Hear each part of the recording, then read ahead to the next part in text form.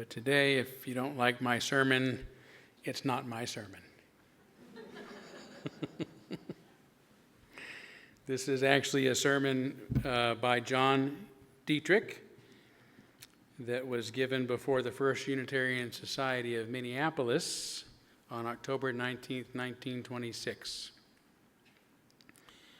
Dietrich was the minister of our church from 1911 to 1916, where he went from here to Minneapolis and stayed the rest of his 40-year-plus career there. But Deitrich came here after being ousted, defrocked, if you will, excommunicated by the Dutch Reformed Church, where he was a minister in Pennsylvania. And it is, I think, very telling of this congregation that he went from there to here as a heretic, and we grabbed him up. There was actually a local newspaper reporter who heard about this story and said, "You guys better grab him up before someone else gets him." And it's our honor that he actually was with us for 5 years as the minister of the church, where he became a humanist and then went on to become known as the Father of Religious Humanism, and in fact, a signer of the Humanist Manifesto. So I've been, learned a lot about him. One of the great honors of my own ministry is knowing that I occupy Dietrich's pulpit, Dietrich's famous pulpit. Hopefully I have been worthy of this honor over the past several years. But I've studied a lot about Deitrich and obviously have an interest in him. And for the past 3 or 4 years, I've been occasionally reworking one of his sermons. Now, his sermons were probably about an hour long. And so I have to redact quite a bit from his sermons. You'll probably be grateful that I did. He was very interesting. And when he was here, he drew crowds of, between 1,000 and 1,500. They had to go down to what was now the Bing Theater downtown, just to accommodate everybody who wanted to hear him. But I know you don't want to hear me for an hour.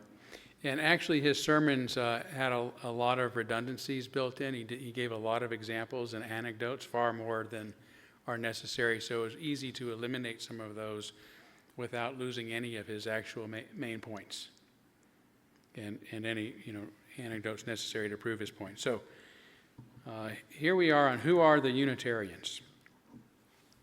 Deitrich begins by noting that there are 2 ways of looking at any religious thought as it appears in history. One is a study of a fixed type of thought or creed and the influence that it has had upon the minds of men.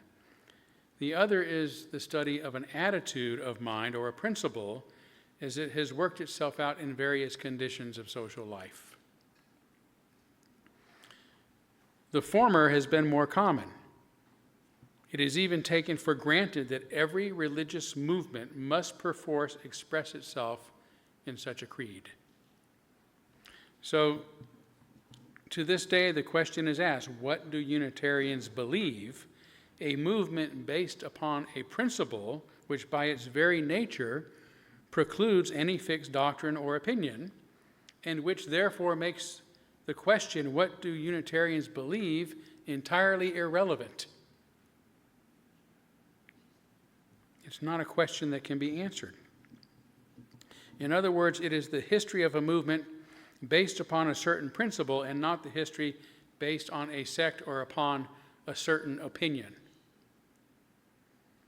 And when we come to study it this way, we find that Unitarianism is simply an organized form of religion, of the attitude of mind which has come to be called liberal. An organized form of a forward-looking mind as opposed to a backward-looking mind, of a progressing mind as opposed to a static mind. Someone has well said that the liberal, unlike the conservative or the doctrinaire radical, never places group or party loyalty above loyalty to the truth.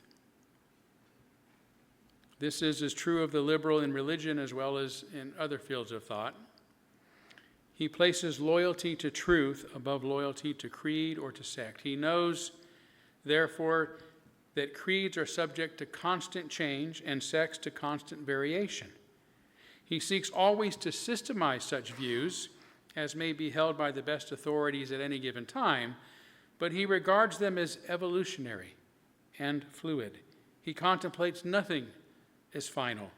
Liberal religion, therefore, is a progressive movement, and herein lies the difference between us and other religions or other religious bodies.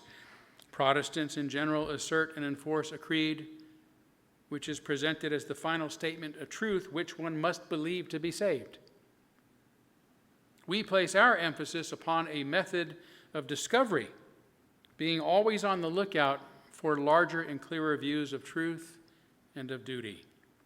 What seems essential to us is not any transient form of opinion, but the method of truth-finding which makes progress continuous. Christians defend the faith once delivered to the saints, but we earnestly listen to living voices for the revelation of a still more glorious gospel. Dogmatists decry innovations and stand guard on the ancient walls built around the teachings of a Luther, a Calvin, a Wesley, but liberals, discarding the rusty armor and leaving behind crumbling traditions, keep in the open field and on the march, feeling that no one is safe and so strong as one who is in pursuit of the truth. We move forever forward, not because we lack appreciation of past worthies and olden symbols, but because we are because we are disturbed by doubt and distracted by uncertainty, but because we have confidence in our ability to discover the truth, and also because we have confidence in the leadership of truth under whose banner we march. People of this type of mind are to be found in every part of the world and in every period in history. And wherever they have been found in one place in sufficient numbers, they have organized themselves into some kind of a religious organization. And these organizations have been known by different names in different countries, although in most countries they are known as Unitarian. Especially is this true in Great Britain and America. Now, this name is more or less of an accident. It came as a result of a particular incident in history of this movement. About 250 years ago, 150 years ago when Dietrich gave this sermon, about 250 years ago, the particular problem of which liberals and conservatives in religion were in controversy was the problem of the Trinity. The liberals refused to believe in the threefold personality of God, which involved the deity of Jesus, and insisted upon the unity of God, which carried with it the belief in the pure humanity of Jesus, and insisted upon the unity of God. Already said that. And these came to be known as Unitarians in their distinction from Trinitarians. And they have carried with them ever since the name of this particular controversy, Unitarians. And this, I trust you will get clearly in mind. They were Unitarians and rejected the dogma of the Trinity because they were liberals and placed themselves under the command of reason and accepted the modern discoveries of science and history. Their disbelief in the Trinitarian formula was merely incidental to their attitude toward all problems of the time. But because of the heated controversy around the Trinitarian formula, they gladly took the name Unitarians, and in spite of the constant agitation on the part of many to change it to one that is more adequate, they hold the name to this day. Sort of. Right, because when Dietrich was around, there was not any such thing as a Unitarian Universalist. That would not come until 1961. The New England colonists were largely Congregationalist of the purely Calvinistic type, But there were more liberal types of Congregationalists, as represented by the Pilgrims, who brought to America the parting injunction of their minister, John Robinson, that there was more likely to break forth from God's word. More likely to break forth from God's word. And a number of churches were organized by them. These flourished because the whole colonial atmosphere was that of freedom, and it could not be kept out of religious thought. And so, free from the restraints of dogmatic creeds and tests, the New England Congregational churches were hospitable to inquiry and progress. Thus, by imperceptible degrees, changes of opinion came. And at the beginning of the 19th century, one congregation after another began to declare for freer thought. In these, disbelief in the dogma of the Trinity became more and more pronounced. In 1815, controversy between William Ellery Channing and Samuel Worcester resulted in open rupture between the Trinitarian and the Unitarian Congregationalist. For 10 years, the controversy waxed hot. Lines of separation were drawn, and men and churches took sides. It was Dr. Channing who became known as the leader of this new Reformation, and whose preaching of it was so fervent that about half the churches in Massachusetts became Unitarian. Thus, the ancient parishes, each originally coextensive with the town, were divided. And in many New England towns, the oldest church became and is today in faith and fellowship Unitarian. The Unitarian leaders would gladly have stayed in the fellowship of the Congregationalist if they had been granted sufficient freedom to hold their own opinions and to keep pace with growing knowledge. The necessity of separation was enforced by applying to them certain doctrines as tests of church membership. Their attitude was simply that of the right of individual opinion within a religious fellowship. But they believed in this right enough to propagate it, and so for purely missionary purposes, they gathered in Boston and formed the American Unitarian Association in 1825. Now, this is an interesting paragraph that follows, because Dietrich tells us what the American Unitarian Association was supposed to be about. Something the Unitarian Universalist Association of our own day has forgotten, no matter how much I try to remind them. He says, this organization is without ecclesiastical authority whatever. It is simply an association of free and independent churches for purely missionary purposes, using annual contributions from the churches and income from trust funds for publishing books and tracts, sustaining missionaries in new fields, aiding feeble churches, and planting new ones. Not telling us what we can and cannot believe. These churches are absolutely free in doctrine and polity, so that they vary considerably, each church in its belief and in its practice being determined largely by the training which it has received from the pulpit. So whatever problems we're having, they're my fault. I didn't get a lot of laughs on that. Some of you agree, I'm sure. Some of them cling to the theological interpretation of human experience, while others have adopted a purely scientific attitude toward life. Some are ardently theistic, while others are enthusiastically humanistic. The denomination is rich in literature, having gathered within its fold most of the writers of America, especially in the realm of history and poetry. It carries on its roles also the overwhelming proportion of the distinguished men and women of this country when one realizes the comparative smallness of the denomination. As someone has said, considered as a lump, it is very small, but considered as leaven, it is vast and omnipresent. As an organism, it is feeble. As an influence, it is irresistible. There are hundreds of noted names in other countries, such as John Milton, Sir Isaac Newton, John Locke in England, who have identified with the Unitarian movement. And there are hundreds of others in this country who are entirely Unitarian in belief, such as Benjamin Franklin, Abraham Lincoln, and Thomas Edison.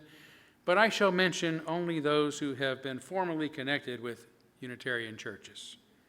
First, there have been 5 presidents of the United States: John Adams, Thomas Jefferson, John Quincy Adams, Millard Fillmore, and William Howard Taft.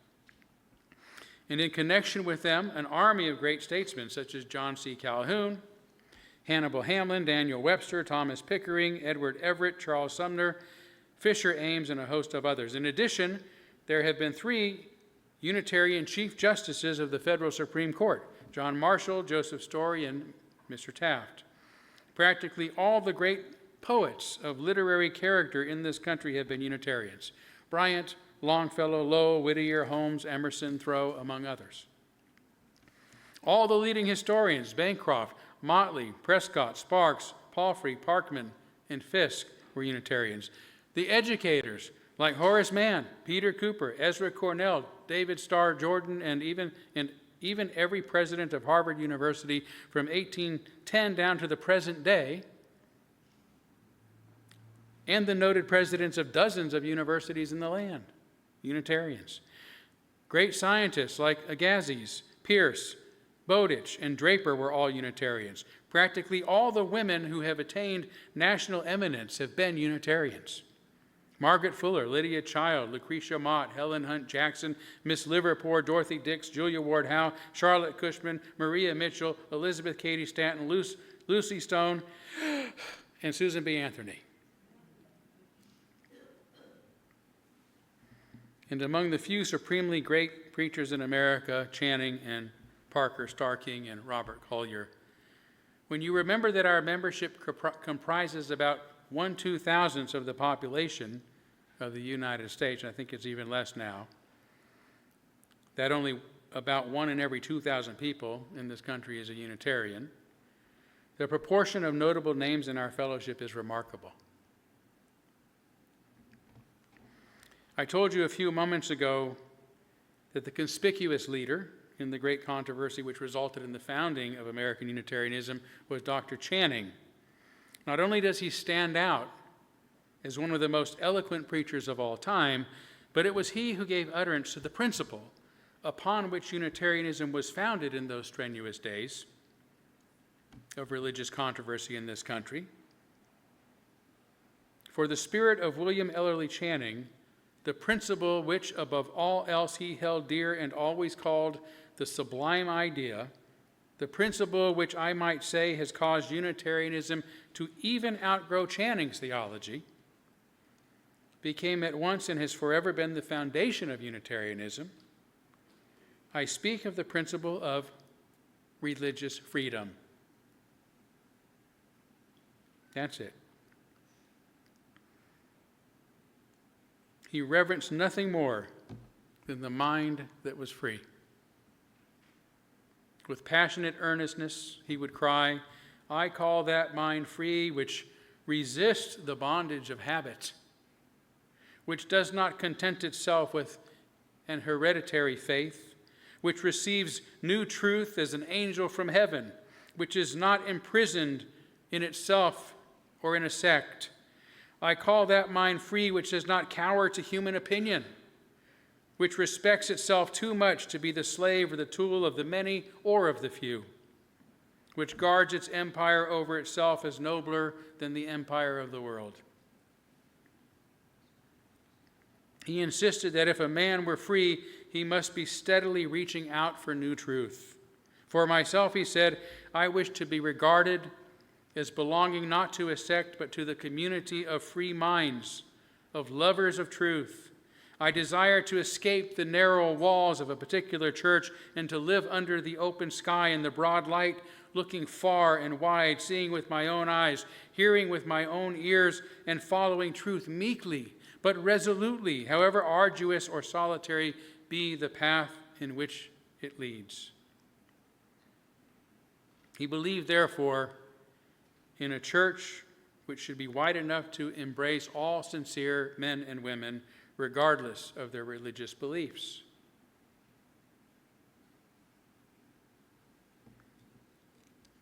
I mean, that's quite a statement. A church that embraces people regardless of their religious beliefs.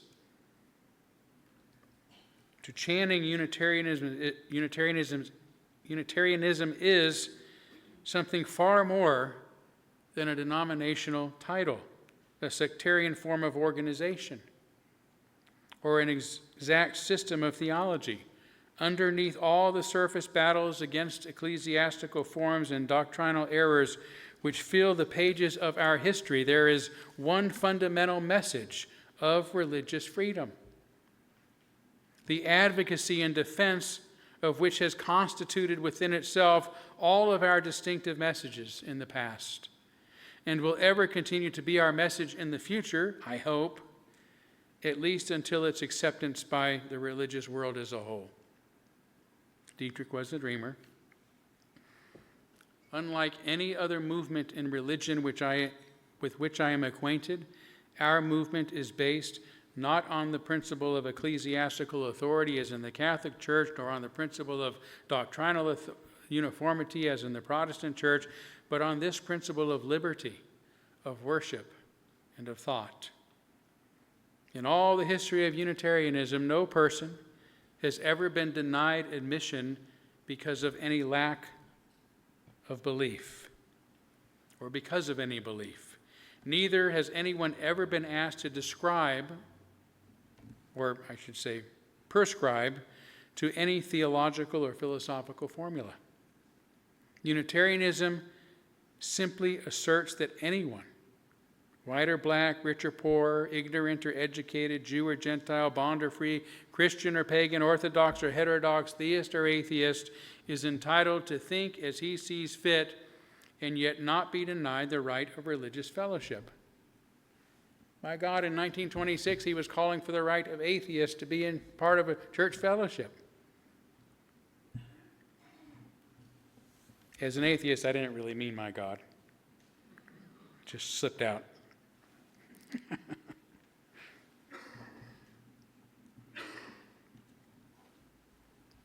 Of course, I do not mean to say that all individuals in the Unitarian Church believe this. There are some who think of Unitarianism as a type of thought, and that in order to be a Unitarian, one must conform to this type of thought. It's happening today, isn't it? These are people who happen to be in the Unitarian Church not because they are liberals, but because they were born in Unitarian families or became identified with Unitarian churches through some social chance. But those of us who are liberals and who know something about the origin and history of Unitarianism know that these people are not Unitarians. They became identified with Unitarianism by some mistake. To put it bluntly, that was pretty blunt, wasn't it? His words, not mine. On the other hand, there are many people who are real liberals in Orthodox churches who ought to be in Unitarian churches. It's very true. I myself was reared and trained in an Orthodox church, but I always believed in the kind of religious fellowship which I have just outlined as the principle upon which Unitarianism is based. And because I insisted upon having this kind of church in an Orthodox denomination, I was ejected from the ministry.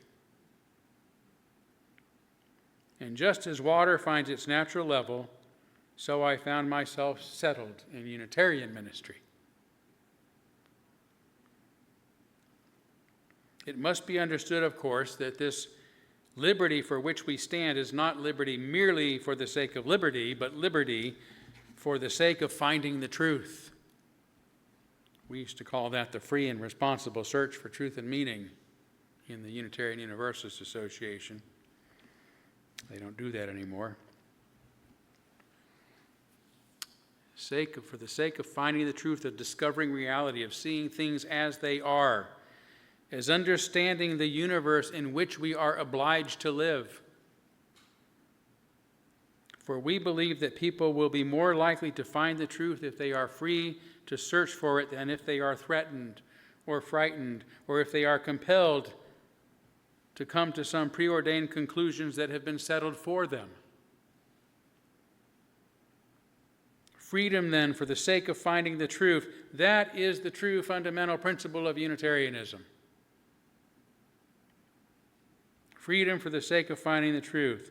That is why no minister of the Unitarian fellowship is asked to subscribe to any doctrine, theological or philosophical. At least that used to be the way it is. When a man applies for a position in the ministry of the Unitarian Association, they are not interested in his beliefs, but in his ability, in his earnestness, in his consecration to truth.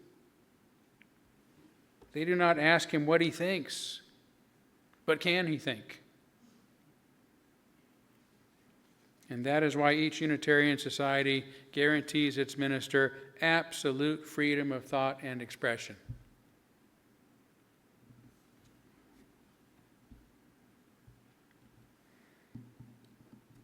I went to that march yesterday, incidentally.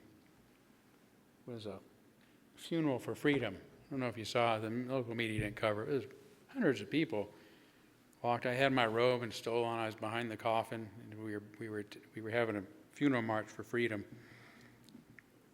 I saw some people there that I wondered, why are you here marching for freedom of speech? I won't say who, but there's some people some of us are acquainted with that do not agree that the minister should have absolute freedom of thought and expression. Nevertheless, we marched. It was good. But that, he says, Dietrich says, is the very foundation stone of the Unitarian faith. This belief that truth should be taken as authority and not authority as truth. In view of all that I have now said, it must be evident that Unitarianism cannot be viewed historically from the standpoint of a type of thought, and that no one can speak authoritatively of the doctrines of Unitarianism. And Unitarianism cannot be judged by the teaching of any individual society, because each society has the perfect right to formulate for itself any creative desires, to practice any ritual it pleases, and to establish any policy that it sees fit. And yet there is a remarkable unanimity of opinion among Unitarians in general in spite of this freedom. Of course, the interpretation which Unitarians place upon the great problems of existence is constantly changing, because Unitarianism accepts as truth the demonstrated facts of science. And a religion which tries to keep abreast of science is constantly on the march. It must be, because science is always changing. Therefore, the Unitarians of today teach very different things and emphasize very different problems from those of a generation ago. For Unitarianism is an attitude of mind rather than a form of doctrine. It is the respective attitude of mind which throws itself upon all progress in human thought with only one aim: the discovery of that which is real and true. And this leads me to the conclusion that there was never such need of our Unitarian movement than there is today. If religion is to endure, not as a survival of ancient custom, but as a living force in the development of society, it must be freed from the superstitions which are today strangling its very life. It must be interpreted anew in terms of work and not of worship, in terms of life and not of belief, in terms of service among men and not of service before an altar, in terms of inward spiritual freedom and not outward ecclesiastical authority. We are needed today as never before, in no fear of denominationalism, no sentimental love of church unity, no mush of concession, as Emerson called it, must be allowed to turn us from the task which this day is laid upon our shoulders. We must proclaim to people everywhere that here in our Unitarianism fold is a place where they may follow truth to its uttermost bounds and still enjoy the privilege of religious fellowship. All we ask is that they come with open minds, loving hearts, helping hands, and with a spirit of goodwill. Thank you.